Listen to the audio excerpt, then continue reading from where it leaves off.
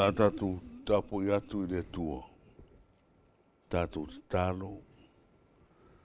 Mātou te mua i awhi pēa i le nganga whaatasi mai o rau fio. To ia i le mana o rau fio le tapo i ngā Samoa. Ia mātanga o fia mai o tu me uma i le whaasirisiri ina o rovina. O le suafo Jesu o mātou o le mawala autu i nei. Amen. Tātou pese o saunia. Let's moe ua o mawai, o le aso fo nei, o na mea no whalea, ia e tau si a lelei, na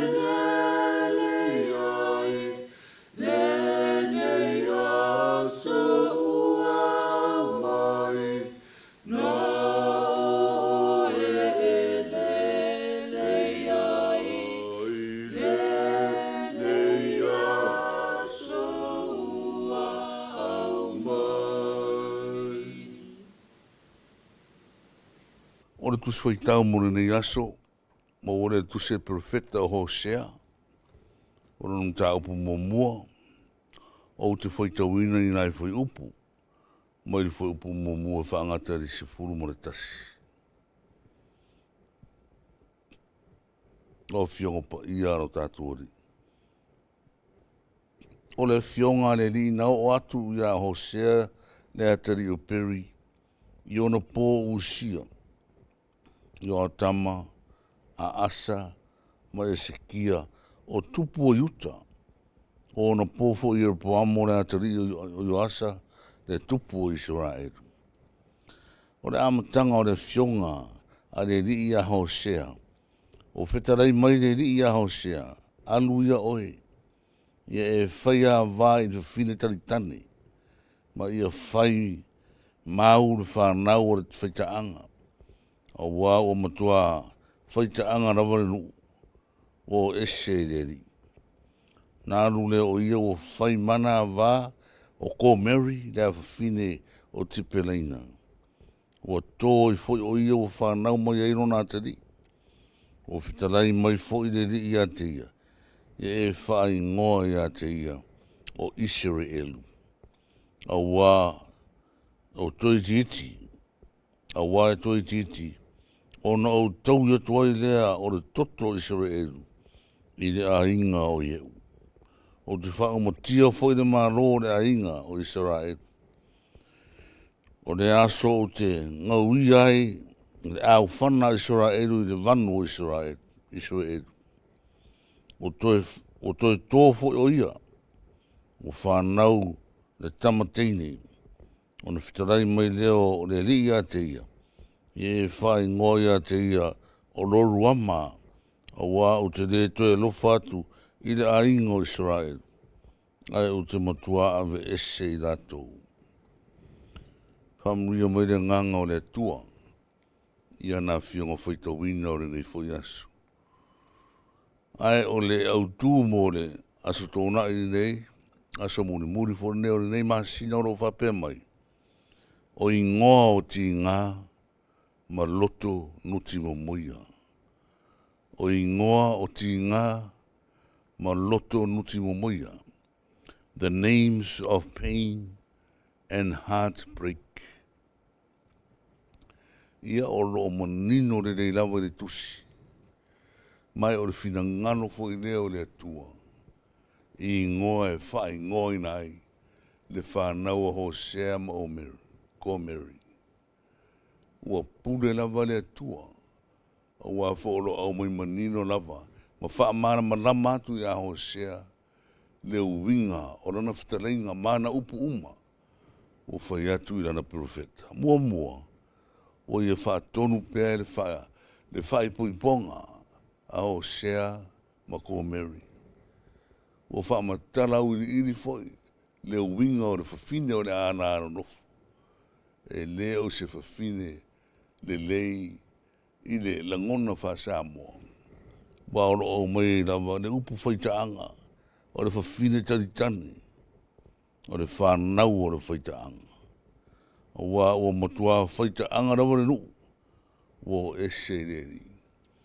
O lo o mai sa o i lava mo mori mai ai le to sa o le atua. Rona ita i le nuu le teimi. Wo matua o ese lava. Wo matua fua moa se ola whale nganga. Wo ola fua au o feoti. Le foi rau au mai le fe au lea. I le profeta o Hosea Maranava. Ia vava ai, ma whaitau, ma mara malama ai tangata. O le winga na nara, o le whai poi ponga. Whai poi poi le whawhine taritane. O lono winga foina, e whana nau mai ai, ta maiti, e iai le ti ngā, e tupu ai le inusia, tupu ai le whano noa, pino na au mai, e le au tūra ni aso. I ngoa o ti ngā ma le loto nuti mo moia. Wao Israelu, ia o leo toi umi ai tau e le tua. O le whasioti ngā tangata na e whaia e le tua. O le winga na le upu. Ma le ingoa si e li i ufana wina momo. O le aia whasi a Israel. Lono lua na ua whanau mo le teine o roruama. I o le nā ua o matuaro lofa tu rawa Israelu i tu pua.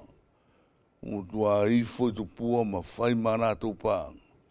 O le winga na o le ingoa loruama. A ua o te le toi alofa. Ioi. E le toi whai e le tua se isi rawa. Whainga e la vea iai. O nā o le alofa o le tua le meo rā whātina. O nā o le ti ngā. O nā o le luto nuti mo moia. Ma le whaavau vau. Ne muta angai. Le mafutanga. A Hosea ma ko Mary. Samoa ai. Aua ni o tātou pei. O le tarare nei le profeta a Hosea ma ko Mary. Ia tātou mata tau pēr ma sawa vali ma le whautauta. Sawa vali ma le whaetete. sa wawali mo ro tātou mauti noa. O ro tātou lava tofi o le atua. O whaavai le atua Samoa. Whapena whona tātou usu sitai. Ma whalongo i mea uma e whetalai a i le atua mo Samoa. Ono manu ia lava lea e whaavau si o tātou atu. Amene. Tātou tālu. Whawhtei tele le atua te leo tū la fōa inga lava Samoa. E te au mai lava le atua e lea mata upu ma lea mata upu whareanganga. Ina ia mātou whanongo logo ai mani manino. Ma whaitau ai ma teu i o mātou loto. Leo winga moni le atua au whionga ma mana. Peo na iai le a reto le ola o mātou ai fo i nei asu. Ina ia whai ma o onga ma le sona tā ua. Whareanganga. Leo winga o le urungani ia Hosea ma Komeri. Ia whaila ua ma tusi awa o ina ai mātou. Au ware lumana ia mātou ino i le ami o le anga. Ia mātou ino i le furi tua i la o fio. Ia mātou fia e ta tālo i le merino. Puno nou i o mātou turi vai. Ma whātou ese ma whamau lano i la o fio. Whamunuia mai a sa moa i nei aso le tua e mai se. Mātou maro roi se teimio i luma. Ia tātou mana o fio e manuia ma malu ai mātou. Whamunuia pēra mātou whainga maranga e tau tai ai la o fio. Au e te tuuna i mātou. Ia uina si o mātou wola. Ia o aonga le eilo mātou atua no whai. Ia whamunuia foi le matanga aruanga nei. Tu e pīmare. Te viva e ala tuai le tara le so se tuli manu Samoa mātou nui whamanuia. A mangaro fo i mātou i meo le ato tōna mātou whatino mō rovi inga. A mangaro mairo mātou vai whareanganga. Ara mātou te tāro ra warea ke riso.